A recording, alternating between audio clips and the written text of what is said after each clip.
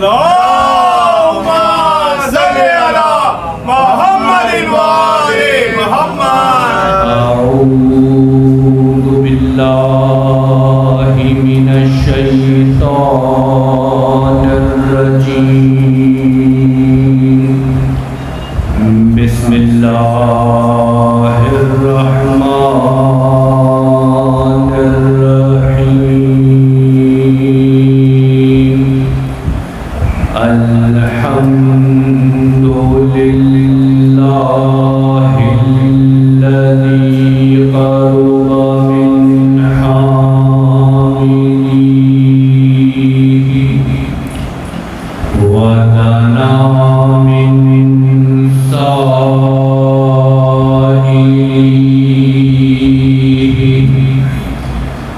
ووعد الجنة من يتقيه وأنذر بالنار من يعصيه. الذي خلق الخلق بقدرته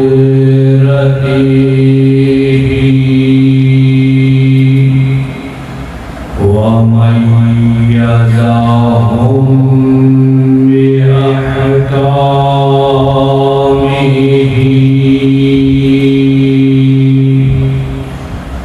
وأعزهم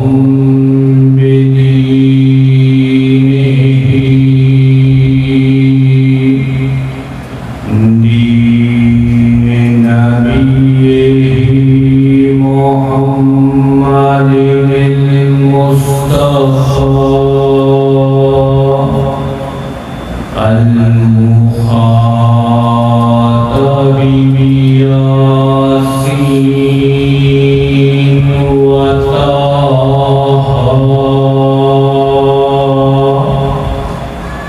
وأمده بشجاعة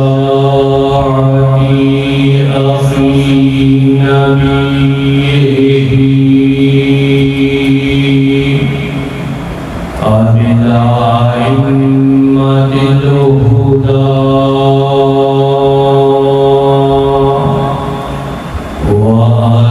وأتمه بولاية وسي نبيه علي المرتضى. ثم الصلاة والسلام على سيد الأنبياء خاتم المرسلين شفيع المذنبين سيدنا ومولانا أبي القاسم محمد. اللهم صل على محمد وآل محمد. وأهل بيته الطيبين الطاهرين المعصومين المظلومين الذين أذهب الله عنهم الرجس وطهرهم تطهيرا. اللهم صل على محمد وآل محمد. أما بعد فقد قال الله تبارك وتعالى في كتابه الحكيم. بسم الله الرحمن الرحيم. لقد كان لكم في رسول الله أسوة حسنة.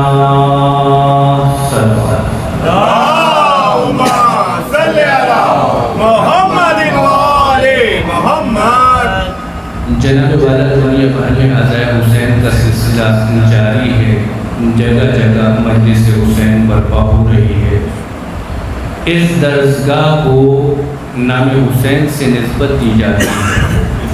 یہ درسگاہ کافی وسیع ہے. اس میں کسی مذہب کی قید نہیں ہے, اس میں کسی دین کی قید نہیں ہے. گرچہ کہ حسین نواسہ رسول ہیں. حسین اس رسول کے نواسے ہیں کہ جس رسول نے دین اسلام کے ذریعے سے تمام ادیان پر مہر ثبت کر دی. اس کے باوجود حسین نے جو کربلا میں درسگاہ قائم کی ہے, اس میں فقط انسان نہیں آتے, اس میں غیر علم بھی اس مجلس میں آیا کرتے ہیں. فقط یہ سنی شیعہ کا معاملہ نہیں ہے, بلکہ غیر مسلم بھی اس درس سے اس درسگاہ میں شریک ہوتے ہیں. جناب اس کی بنیادی وجہ کیا ہے؟ اس کی بنیادی وجہ یہ ہے کہ کربلا والوں نے وہ کرامات دکھلائی ہیں. کربلا والے کربلا میں وہ نمونہ عمل دے کر چلے گئے ہیں. کربلا والوں نے اپنے آپ کو اس طریقے سے بلند کیا کہ اللہ تبارک و تعالیٰ ان کے صدقوں میں کی ہوئی دعاؤں کو رد نہیں کیا کرتا. اگر ان کے صدقے میں دعائیں کی جائیں, اگر ان کے صدقے میں حاجتیں طلب کی جائیں تو اللہ تبارک و تعالیٰ حاجتوں کو مقبول فرماتا ہے. جناب یہ ایک بنیادی سبب ہے جو تاریخ میں موجود ہے, اور بالخصوص اس مجلس میں یہ خصوصیت موجود ہے کہ جس کی وجہ سے اس مجلس کو برپا کیا جا رہا ہے, جس کی وجہ سے اس مجلس میں ایک جوان کا تابوت اٹھایا جائے گا کہ کربلا والوں نے اپنے آپ کو اس طریقے سے بلند کیا کہ اگر کوئی خلوص سے دل کے ساتھ ان کے صدقے میں اللہ سے دعا کرے تو چاہے وہ مسلم ہو یا غیر مسلم ہو, اللہ دعاؤں کو قبول کرتا ہے. اگر کوئی ان کے جھولے سے مس ہو جائے پھر چاہے وہ انسان نہ ہو, اللہ اس کو پر عطا کر دیا. لہذا جناب انہوں نے اپنے آپ کو اس طریقے سے بلند کیا. لیکن عجیب مسئلہ یہ ہے کہ ان میں سے ہر ہستی وہ ہے کہ جس کا اگر ساری زندگی تذکرہ کیا جائے تو یقین جانے تذکرہ ختم نہیں ہو سکتا.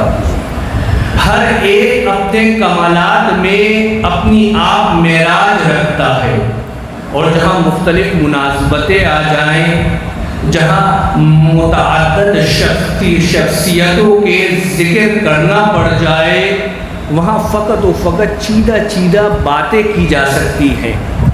مختلف زاویوں کی جانب اشارے کیے جا سکتے ہیں. کسی بھی ایک ذات کا مکمل ذکر تو چھوڑیے, اس کی ایک مکمل صفت تک کو بیان نہیں کیا جا سکتا. لہذا جناب اسی مناسبت سے جس آیت کریمہ کو پڑھنے کا شرف حاصل کیا ہے سورہ احزاب ہے. آیت کا نشان 21 ہے. اللہ تبارک و تعالیٰ فرماتا ہے کہ اے مومنو, اور رسول کی زندگی تمہارے لیے بہترین نمونہ عمل ہے. اللہ نے اپنے رسول کو بہترین نمونہ عمل قرار دیا ہے. نمونہ عمل کس کو کہتے ہیں؟ آئیڈیل کو کہتے ہیں. جناب اہل علم ہے آئیڈیل کیا ہوتا ہے کہ اگر آئیڈیل کی پیروی کی جائے تو آئیڈیل کے نتیجے حاصل ہو جایا کرتے ہیں. شرط کیا ہے؟ پیروی کی جائے. اگر آئیڈیل اچھا ہے تو اس کے اچھے نتیجے حاصل ہو جایا کرتے ہیں. اگر آئیڈیل برا ہے تو اس کے برے نتیجے حاصل ہو جایا کرتے ہیں. اللہ نے مسلمانوں کے لیے, پوری انسانیت کے لیے اپنے رسول کو بہترین آئیڈیل قرار دیا ہے, بہترین نمونہ عمل قرار دیا ہے کہ اگر جنت تک پہنچنا چاہتے ہو، اگر کامیاب ہونا چاہتے ہو تو اس کا رستہ کیا ہے؟ اللہ نے مختلف طریقوں سے تعبیر استعمال کی۔ اس آیت کریمہ میں اللہ نے کہا فقط میرے رسول کی اتباع کرتے چلے جاؤ، جنت تک پہنچ جاؤ۔ شرط کیا ہے؟ میرے رسول کی اتباع کرتے چلے جاؤ۔ وجہ کیا ہے؟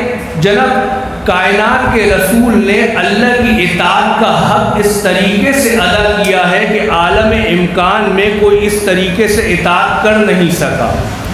کائنات کا رسول بیٹھا تو اللہ کی مشیت سے، کائنات کا رسول کھڑا ہوا تو اللہ کی مشیت سے، کائنات کا رسول بولا تو اللہ کی مشیت سے، کائنات کا رسول چپ ہوا تو اللہ کی مشیت سے۔ لہذا اللہ نے بہترین نمونہ عمل قرار دیا۔ آپ کو پتہ ہے کہ تاریخ اسلام میں قرآن نے تمہید ہے، تمہید سے بات کو جوڑتا جاؤں گا۔ لہذا اسلام میں محمد مصطفیٰ بہترین نمونہ عمل ہے، آسان سا نتیجہ ہے نا جناب۔ آپ کو پتہ ہے تاریخ اسلام میں، پورے اسلام میں معیار کیا ہے کہ اطاعت کرتے جاؤ، اللہ کے قریب ہوتے جاؤ گے۔ کمال اطاعت آئے گی تو محمد مصطفیٰ کا مقام آ جائے گا۔ پورے مسلمانوں نے، پورے مومنوں نے اطاعت کی ہے، لیکن کوئی منیت کی منزلت تک نہیں پہنچ پایا ہے۔ اطاعت کرنے والے اطاعت کرتے گئے، لیکن کوئی انفسنا و انفسکم کی منزلت تک نہیں پہنچ پایا۔ اگر کوئی منیت کی منزلت تک پہنچا ہے، چادر قصہ میں آئے تو کائنات کا رسول کہتا نظر آیا ہے انہم منی وانا منہم، یہ مجھ سے لگتے ہیں، میں ان سے لگتا ہوں۔ اگر جو ہے قرآن میں اس کو دہرایا گیا تو کس طریقے سے انفسنا و انفسکم، کہ تم اپنے جیسے لاؤ، ہم اپنے جیسے لاتے ہیں۔ لہذا اگر کوئی اس منزلت تک پہنچا ہے تو وہ یا تو علی پہنچے ہیں یا اولاد علی پہنچے ہیں۔ لہذا یہ 14 ہستیاں وہ ہیں کہ جن کو اسلام نے آئیڈیل قرار دیا ہے۔ بہت توجہ رکھیے گا جناب، بات شروع ہوتی جا رہی ہے۔ یہ 14 ہستیاں وہ ہیں کہ اللہ تبارک و تعالیٰ نے جن کو آئیڈیل قرار دیا، لہذا جو ان کی اتباع کرے وہ مومن ہے۔ اگر کوئی امیر المومنین ہے تو وہ انہی میں سے ہے۔ امیر المومنین الگ ہے، مومن الگ ہے۔ لیکن آپ کو پتہ ہے کہ اسلام میں ایک وسط ہے جناب، نیا مطلب ہے، توجہ رکھیے گا، مطلب پہنچانے کی کوشش کروں گا۔ آیا جو علی کی اتباع کرے وہ مومن ہے، علی نے رسول کی اس طریقے سے اتباع کی ہے، علی امیر المومنین ہے۔ آسان سی بات ہے نا، آیا مومن اور امیر المومنین کے درمیان کوئی واسطہ ہے؟ جناب یا تو مومن ہوگا یا امیر المومنین ہوگا۔ لیکن پتہ ہے تاریخ اسلام میں کچھ ایسی ہستیاں نظر آئیں جو مومن کی صف میں شامل نہیں تھی، امیر المومنین کی صف میں بھی شامل نہیں تھی، بلکہ وہ شبہ امیر المومنین تھی، شبیہ امیر المومنین تھی۔ اگر سیدہ زہرا کی صف میں دیکھا جائے تو ثانیہ زہرا تھی، اگر رسولوں کی صف میں دیکھا جائے تو شبیہ رسول تھے۔ صلوات پڑھیے گا جناب۔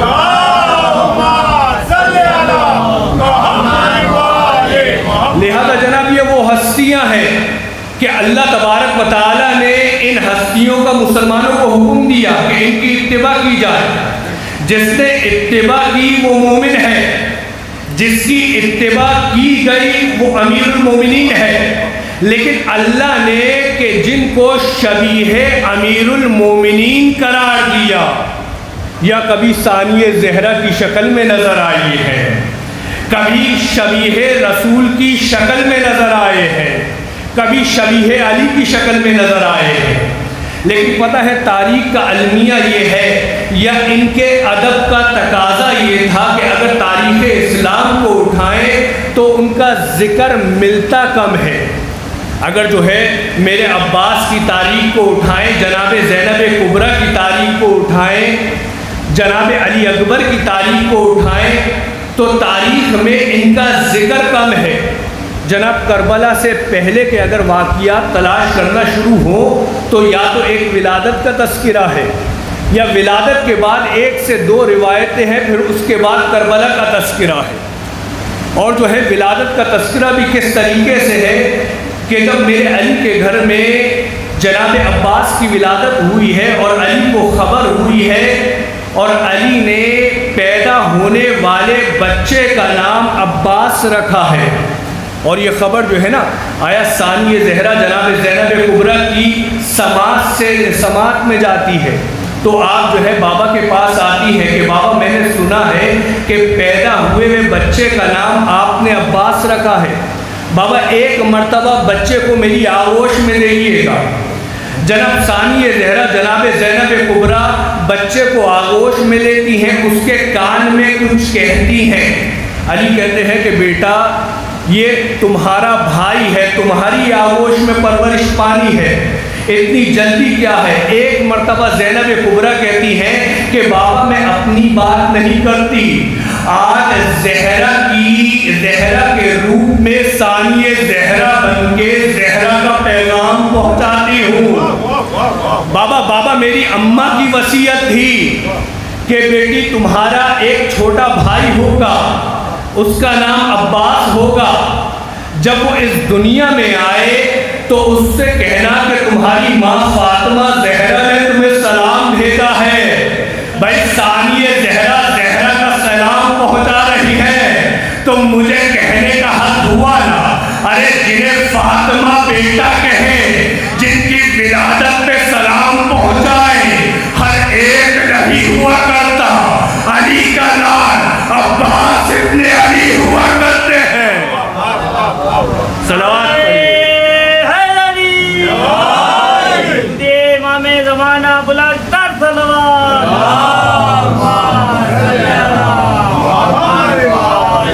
لہذا جناب ایک یہ واقعہ ملتا ہے جو کچھ ڈیٹیل کے ساتھ ہے، اور پھر کربلا کا تذکرہ ہے، لیکن پتہ ہے کربلا میں مولا عباس کی شجاعت دشمنوں پر غالب تھی، مرعوب تھے دشمن۔ جناب جب تاریخ کہتی ہے کہ دشمن عباس کے نام سے لرز جاتے تھے تو کوئی نہ کوئی تو وجہ ہوگی نا۔ آیا پتہ ہے اس وجہ کا صفین میں ایک اشارہ ہے کہ صفین میں جناب عباس کی عمر 11 سے 12 سال کم و بیش ہے۔ عباس جو ہے نا جناب مالک اشتر سے ضد کرتے ہیں کہ مجھے جنگ لڑنے کی اجازت دلوائی جائے۔ جناب توجہ رکھیے گا، آیا نتیجہ جو پیش کرنے جا رہا ہوں، آیا جناب عباس مالک اشتر سے کہتے ہیں کہ مجھے جنگ لڑنے کی اجازت دلوائی جائے۔ آیا مالک اشتر جو ہے نا آیا جب زیادہ ضد ہو جاتی ہے، جب زیادہ اصرار ہو جاتا ہے، ایک مرتبہ عباس علمدار کو اجازت ملتی ہے، 11-12 سال کی عمر ہے، میرا عباس دلجنے پہ سوار ہوتا ہے، لیکن قد ایسا کہ زمین پر پیر لگ رہے ہیں، ایک مرتبہ دشمنوں کی طرف چلتا ہے۔ آیا امیر شام کا پورا لشکر ہے، آیا جب عباس لشکر کے قریب ہوتے ہیں، ایک مرتبہ لشکر کی تلواریں نیام سے نکلتی ہے، میرے عباس کی تلوار نیام سے نکلتی ہے، وہاں سے حملہ ہوتا ہے، میرا عباس اپنی تلوار کو فضا میں لہراتا ہے۔ آیا ایک مرتبہ جنگ شروع ہوتی ہے، توجہ رکھیے گا جناب جو نتیجہ پہنچانے جا رہا ہوں، ایک مرتبہ جنگ شروع ہوتی ہے، میرے عباس کی تلواریں گردنیں کاٹتی ہوئی چلتی ہیں، گردنیں کاٹتی جاتی ہے، یہاں تک کہ دشمن کہنے پہ مجبور ہوتا ہے بھائی یہ تلوار نہیں ذوالفقار ہے، یہ شہسوار نہیں ابو طالب کا لال حیدر کرار ہے۔ بھائی دشمن کہہ رہا ہے تو مجھے کہنے کا حق دو نا۔ ارے عباس دشمن کو عباس کو علی کہنے پہ مجبور کروا دے، وہ ہر ایک نہیں ہوا کرتا، شبیہ علی مثل رسول نمونہ عمل ہوا کرتا ہے۔ جناب جو دشمن کو اپنے تیور سے شبیہ علی کہنے پہ مجبور کروا دے وہ شبیہ علی ہوا کرتا ہے، مثل رسول نمونہ عمل ہوا کرتا ہے۔ لہذا یہ جو نمونہ عمل ہے نا جو اللہ تبارک و تعالیٰ نے فرمایا ہے لقد کان لکم فی رسول اللہ اسوۃ حسنہ، کہ رسول کی زندگی بہترین نمونہ عمل ہے۔ جناب جو نمونہ عمل ہوگا، جو بہترین آئیڈیل ہوگا، اس کی اطاعت واجب ہوگی یا نہیں ہوگی؟ اس کی اطاعت واجب ہوگی۔ اسی وجہ سے معصوم کہتے ہوئے نظر آتے ہیں جب مولا عباس کی زیارت پڑھتے ہیں، چچا ہم آپ کے مطیع ہیں۔ جناب مولا عباس سے واجب الاطاعت امام ہے، لیکن زیارت میں کیا کہتے ہوئے نظر آتے ہیں؟ انا تابع لکم، چچا ہم آپ کے تابع دار ہیں۔ وجہ کیا ہے کہ میرے عباس نے اس طریقے سے شبیہ علی بنے ہیں، علی کی شباہت کو اس طریقے سے پیوستہ کیا ہے کہ اللہ تبارک و تعالیٰ نے ان کی عظمتوں کو بلند کر دیا۔ جناب دوسرا مطلب کیا ہے کہ پتہ ہے جو نمونہ عمل ہوتا ہے، جو واجب الاطاعت ہوتا ہے، ایک قاعدہ ہے۔ اللہ تبارک و تعالیٰ نے جتنی بھی حجتیں بھیجی ہیں نا، جن کی اطاعت کو واجب کیا ہے، وہ ظاہر میں بھی خوبصورت ہیں، وہ باطن میں بھی خوبصورت ہیں۔ جن کی اطاعت واجب ہے، وجہ کیا ہے؟ چونکہ اللہ تبارک و تعالیٰ کی حجتوں سے طبیعتیں متنفر نہ ہوں، اس وجہ سے اللہ تبارک و تعالیٰ نے ان کے ظاہر کو بھی خوبصورت رکھا ہے، ان کے باطن کو بھی خوبصورت رکھا ہے۔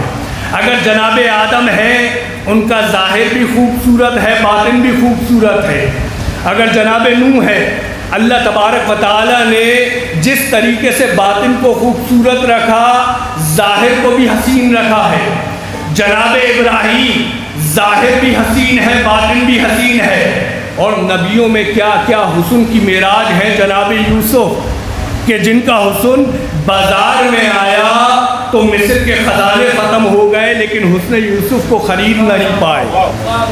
جناب کس طریقے کا حسن ہے کہ زلیخا عزیز مصر کی بیوی، عزیز مصر کی زوجہ، ساری زندگی حسن یوسف میں گوا دی کہ کسی طریقے سے یوسف حاصل ہو جائے۔ لہذا حسن یوسف جناب انبیاء کی صف میں اپنی مثال آپ ہے، آسان سی بات ہے نا، لیکن پتہ ہے کہ حسن یوسف کی ایک اور معراج ہے۔ زلیخا ساری زندگی یوسف کا انتظار کرتی رہی، یوسف کی محبت میں تڑپتی رہی، لیکن تاریخ کہتی ہے کہ جب زلیخا کو یوسف میسر آئے ہیں نا، جب زلیخا اور یوسف کی شادی ہو گئی، جناب تاریخ کہتی ہے ایک مرتبہ جناب یوسف نے اپنی زبان سے محمد مصطفیٰ کا نام لیا ہے۔ زلیخا ساری زندگی یوسف کی محبت میں تڑپتی رہی، لیکن جب محمد مصطفیٰ کا نام سنا، یوسف کی محبت پھیکی پڑ گئی۔ جناب ذرا سوچئے گا، جس محمد کا نام اتنا حسین ہو، وہ محمد کتنا حسین ہوگا۔ لہذا زلیخا جو یوسف کی محبت میں تڑپ رہی تھی، جب نام محمد مصطفیٰ سنا، اب عاشق محمد مصطفیٰ بن گئی۔ لہذا نبیوں میں یوسف حسین ہے، لیکن محمد حسن کی معراج ہے۔ جناب جو نفس محمد مصطفیٰ ہو، اس کا حسن کیسا ہوگا؟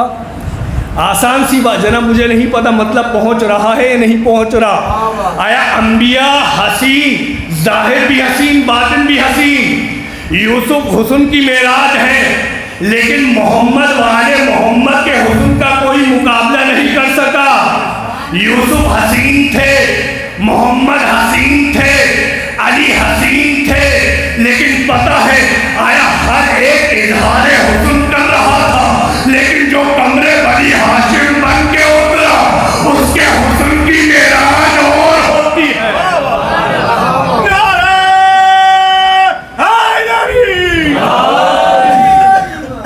جناب ہر ایک حسین تھا، لیکن جو حسینوں میں کمرے بنی ہاشم بن کے اترا، جو جمیلوں میں کمرے بنی ہاشم بن کے اترا، آیا جو خوبصورتوں میں خوبصورتی کی معراج بن کے اترا، اسے عباس ابن علی کہتے ہیں۔ جناب کیا خوبصورتی ہے؟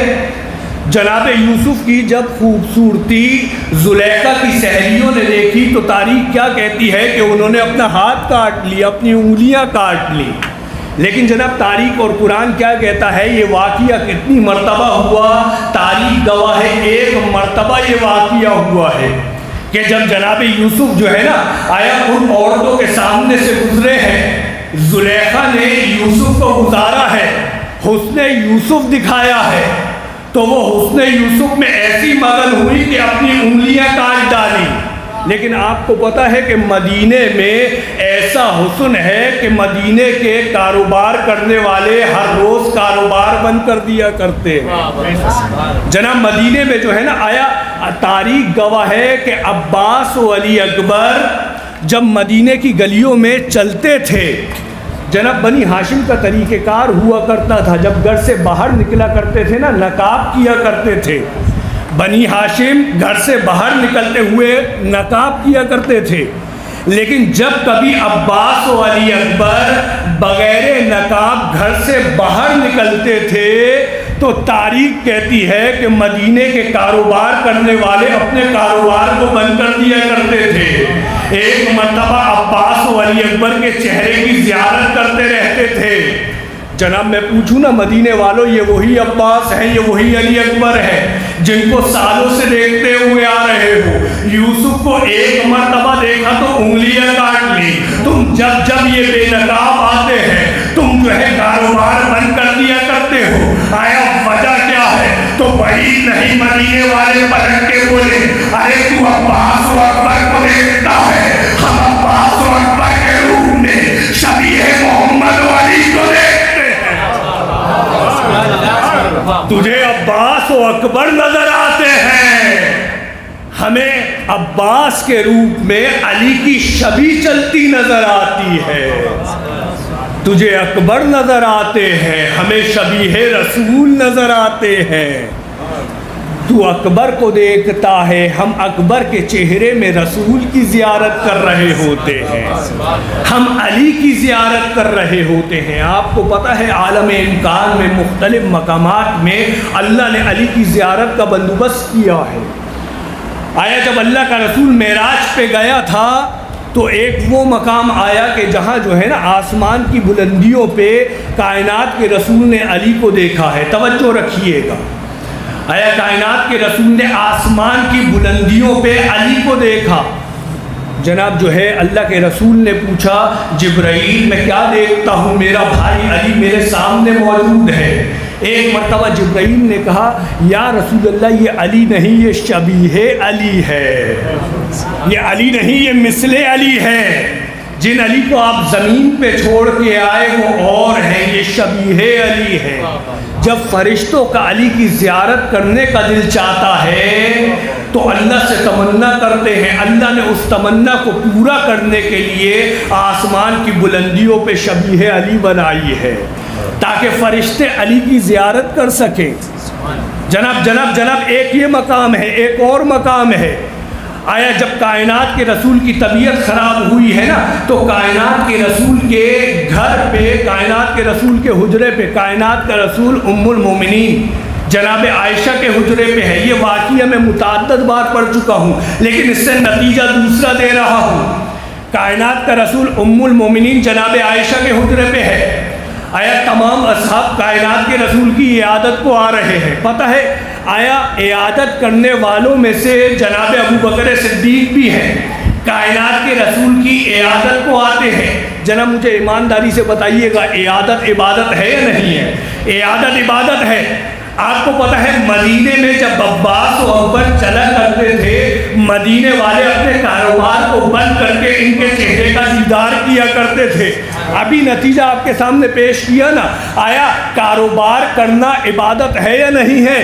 بھائی کاروبار عبادت، گھر کی معاش کو منظم کرنا عبادت ہے۔ آیا کاروبار بھی عبادت بن سکتا ہے، عیادت بھی عبادت ہے۔ آیا وجہ کیا ہے کہ مدینے والے ہر بار کاروبار کو بند کر کے دیدار کیوں کیا کرتے تھے؟ جناب اس وجہ کو سنتے جائیے گا۔ کائنات کے رسول کی طبیعت خراب ہے، آیا اصحاب رسول عیادت کو آتے ہیں، ان میں جناب ابو بکر صدیق خلیفۃ المسلمین بھی ہے، عیادت کو آتے ہیں۔ عیادت کرنے کے بعد ایک خاص جانب دیکھنا شروع کر دیتے ہیں۔ جب کچھ دیر ہو جاتی ہے نا ام المومنین جو ہے جب ان کے صبر کا پیمانہ چھلک پڑتا ہے کہتی ہے بابا سمجھ میں نہیں آتا آئے رسول کی عیادت کو دیکھتے علی کی جانب کیوں ہے آئے رسول کی عیادت کو ہے علی کی جانب کیوں دیکھ رہے ہیں ایک مرتبہ جو ہے نا آیا خلیفۃ المسلمین کہتے ہیں بیٹی عیادت کر کے عبادت کی ہے اب علی کے چہرے کو دیکھ رہا ہوں چونکہ میں نے کائنات کے رسول سے سنا مدینے والوں کی وجہ یاد رکھیے گا کائنات کے رسول سے سنا النظر الی وجہ علی ابن ابی طالب عبادت علی کے چہرے کو دیکھنا عبادت خلیفۃ المسلمین کہہ رہے ہیں بھائی نہیں مدینے والے پلٹ کے کہے ارے جب علی نہ ہو شبیہ علی کو دیکھ کے عبادت کیا کرتے ہیں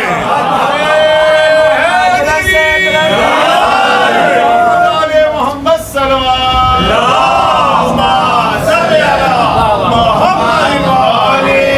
بھائی یوسف کو دیکھ کے ایک مرتبہ زلیخا کی سہیلیوں نے انگلی کاٹی لیکن یہ شبیہ علی ہے یہ عباس علمدار ہے کہ جب بے نقاب جاتے ہیں مدینے والے کاروبار کو روک دیتے ہیں وجہ کیا ہے خلیفۃ المسلمین کی سیرت ہے کہ علی کے چہرے کو دیکھنا عبادت ہے لہذا مدینے والے ہر بار جب علی کو دیکھنا میسر نہ ہو شبیہ علی کو دیکھ کے عبادت کیا کرتے ہیں آسان سی بات نہیں نا جناب ہم بھی 1400 سال سے شبیہ علی شبیہ اہل بیت کو دیکھ کے عبادت کیا کرتے ہیں دیکھیں اگر فرشتے شبیہ بنائیں تو فرشتوں کی سنت اگر خلیفۃ المسلمین علی کو دیکھ کے عبادت کریں تو خلیفۃ المسلمین کی سنت اگر اصحاب رسول شبیہ علی کو دیکھ کے عبادت کریں تو اصحاب رسول کی سنت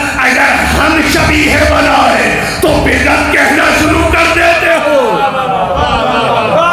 جناب قاعدہ ہے یا نہیں ہے اگر فرشتے شبیہ کو دیکھ کے آیا زیارت کریں تو وہ فرشتوں کی سنت مان لیتے ہو اگر خلیفۃ المسلمین جو ہے علی کے چہرے کو دیکھنا عبادت قرار دیں تو خلیفۃ المسلمین ہے لہذا خلیفۃ المسلمین کی سنت ہے اور اگر جو ہے اصحاب رسول شبیہ علی اگر ہم جو ہے شبیہ اہل بیت بنائیں تو مختلف فتوے دیا کرتے ہیں آیا بدعت کہا کرتے ہیں لہذا جناب اللہ تبارک و تعالی نے عباس علمدار کو عجیب حسن و جمال دیا ہے آپ کو پتہ ہے بس میں نے بات کو تمام کیا شبیہ علی ہے نا اسی وجہ سے چونکہ تاریخ میں داستانیں گرچہ کے کم ہیں لیکن یقین جانیے تاریخ میں داستانیں گرچہ کے کم ہیں لیکن یقین جانیے جو شبیہ علی ہو اگر اس کی فضیلتیں بیان کی جائیں تو ایک مجلس نہیں 1000 مجلسیں کم پڑ جاتی ہیں صرف ایک لفظ سے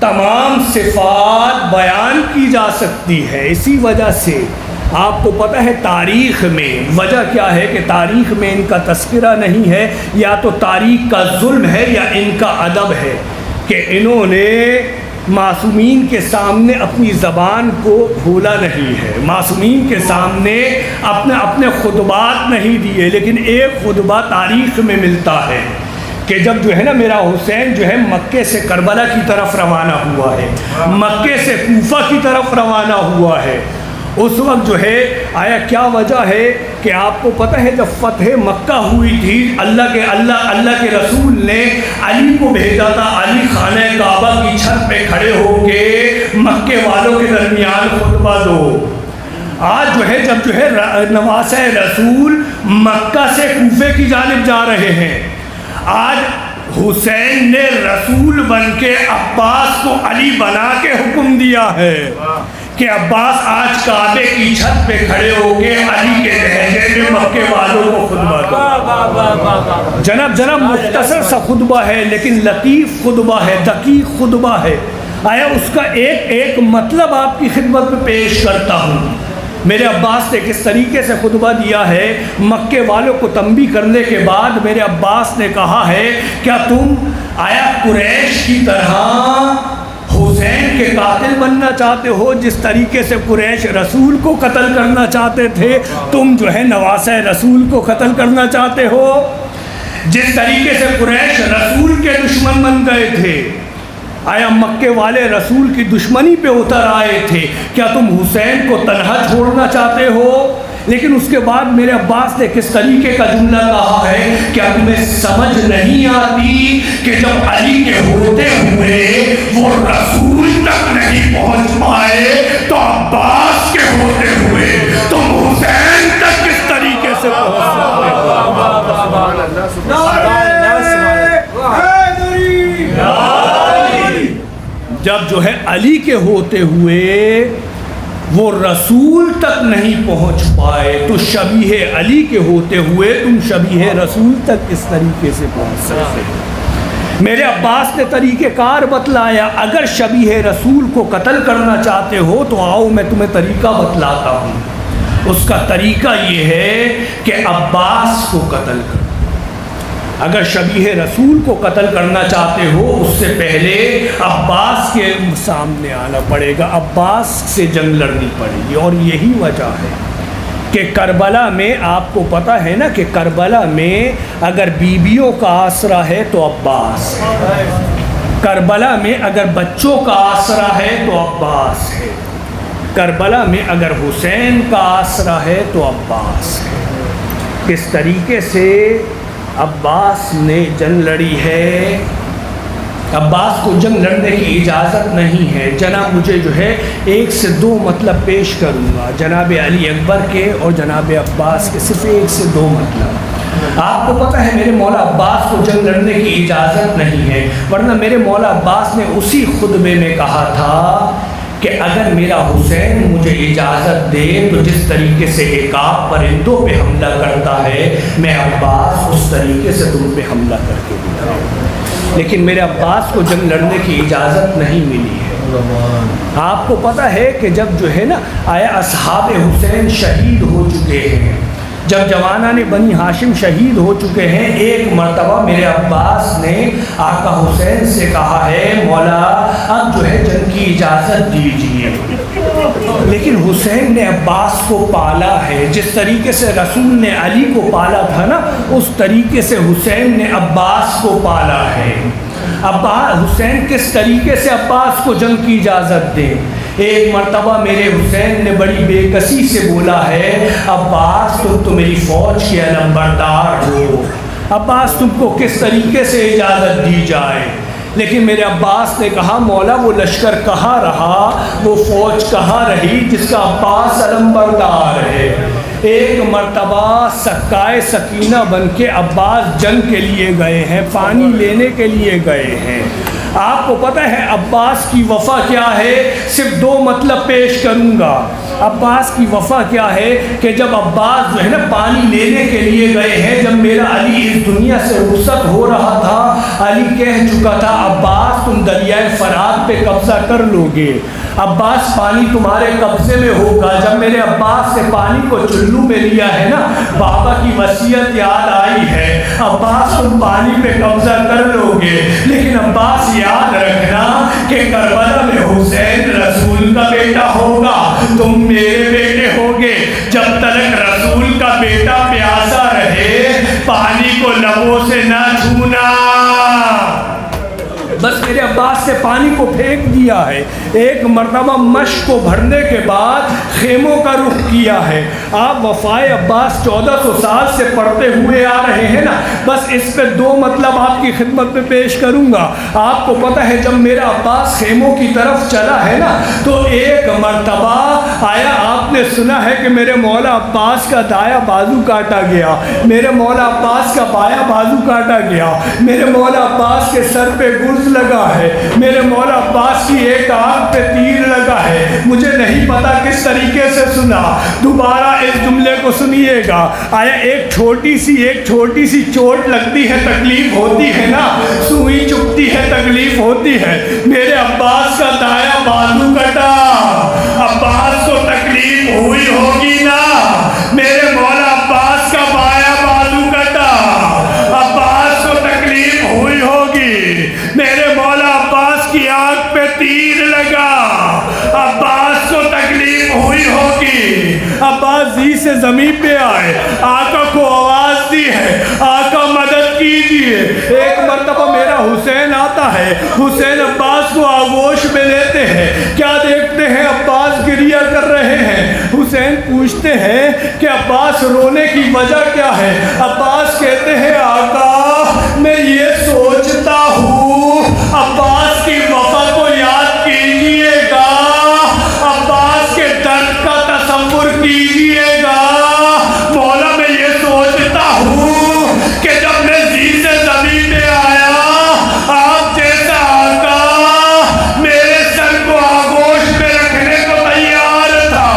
مولا تھوڑی دیر بعد آپ زی سے زمین میں آئیں گے، کوئی سہارا دینے والا۔ عزیزانو پتہ ہے وفائے عباس ہے نا، آیا دو روایتیں ہیں۔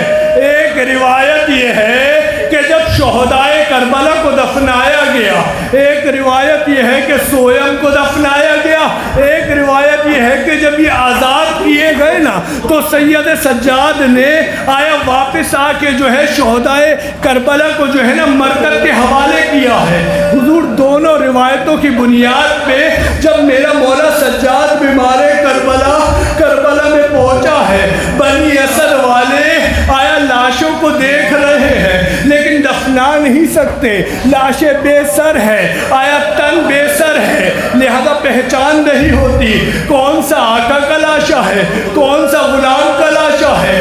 ایک مرتبہ دور سے آواز آتی ہے تھوڑا انتظار کرو، ایک مرتبہ میرا سید سجاد قریب آتا ہے، لاشوں کی شناخت کرتا رہتا ہے، آیا بنی اسد والے دفناتے جاتے ہیں۔ اب پتہ ہے جب تمام لاشوں کو دفنا دیا گیا نا، بنی اسد والے جانے لگے، ایک مرتبہ میرے آقا نے روکا، ایک لاشا باقی ہے۔ بنی اسد والوں نے کہا مولا نظر نہیں آتا، کہا فرات کے کنارے ایک لاشا باقی ہے، بس فرات کے کنارے ایک مرکز کھودی گئی ہے، ایک قبر بنائی گئی ہے۔ میرے مولا نے چچا عباس کا لاشا مرکز کے حوالے کیا، لحد کے حوالے کیا، بنی اسد والوں کو دور کیا اور حکم دیا کہ دیکھو جب تک میں لحد سے باہر نہ ہوں کوئی قریب نہ آئے۔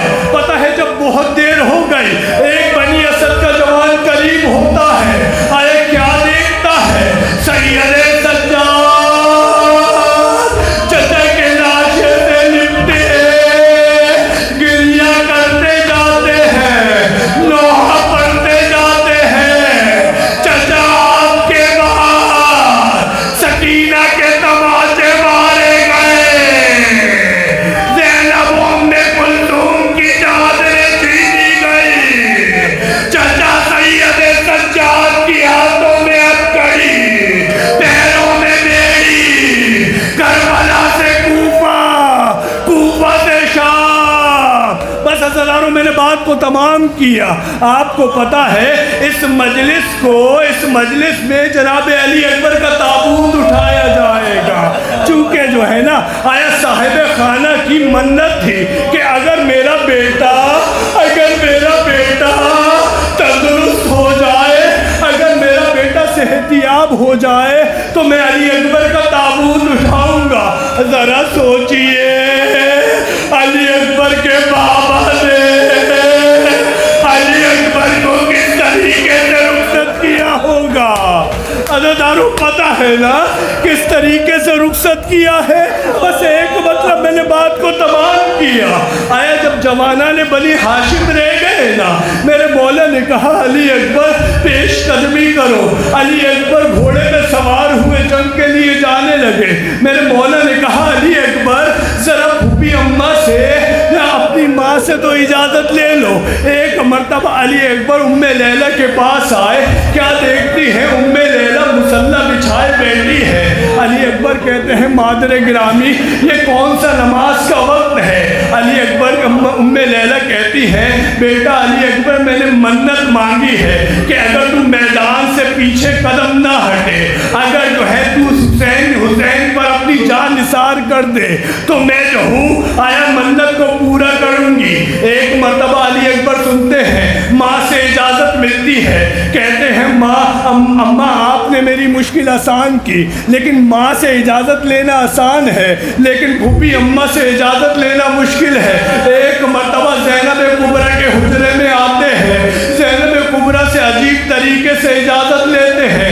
اپنے سر کو زینب کبریٰ کی آغوش میں رکھ دیتے ہیں. تھوڑی دیر بعد کہتے ہیں اماں ایک سوال کا جواب دیجئے، آپ افضل ہیں یا دادی زہرا؟ ایک مرتبہ دادی زہرا کا نام آتا ہے، فاطمہ زہرا کا نام آتا ہے. زینب تڑپ جاتی ہے. زینب کہتی ہے علی اکبر. زینب کہا فاطمہ زہرا کہا. زینب فاطمہ کی کنیزوں میں سے ایک کنیز. علی اکبر کہتے ہیں اماں تو آج ایک کام کیجئے، آج فاطمہ کے بیٹے پہ اپنے بیٹے کو نثار کر دیجئے. اماں اجازت دیجئے. بس زینب کہتی ہے علی اکبر تو نے اس انداز سے اجازت مانگی کہ زینب منع نہیں کر سکتی. آیا پھوپھی اماں سے اجازت مل گئی، مادر گرامی سے اجازت مل گئی، لیکن ایک باپ کے لیے بیٹے کو رخصت کرنا آسان نہیں ہوا کرتا. بس میں نے بات کو تمام کیا. ایک مرتبہ علی اکبر چلتے ہیں لیکن محسوس ہوتا ہے کوئی پیچھے سے آ رہا ہے. علی اکبر سواری کو تیز کر دیتے ہیں. آنے والے کے قدم تیز ہو جاتے ہیں. ایک مرتبہ علی اکبر پیچھے مڑ کے دیکھتے ہیں. کیا دیکھتے ہیں؟ بابا حسین گھٹنیوں کے بل علی اکبر کے پیچھے آ رہے ہیں. ایک مرتبہ علی اکبر اترتے ہیں. کہتے ہیں بابا اس طریقے سے میں جنگ نہیں لڑ سکتا، بابا اجازت دیجیے. حسین کہتے ہیں علی اکبر اگر تیرا کوئی جوان بیٹا ہوتا تجھے پتا چلتا. بوڑھے باپ کے لیے جوان بیٹے کو شہادت کے لیے بھیجنا کیسا ہوتا ہے. انا للہ و انا الیہ راجعون. ماتم حسین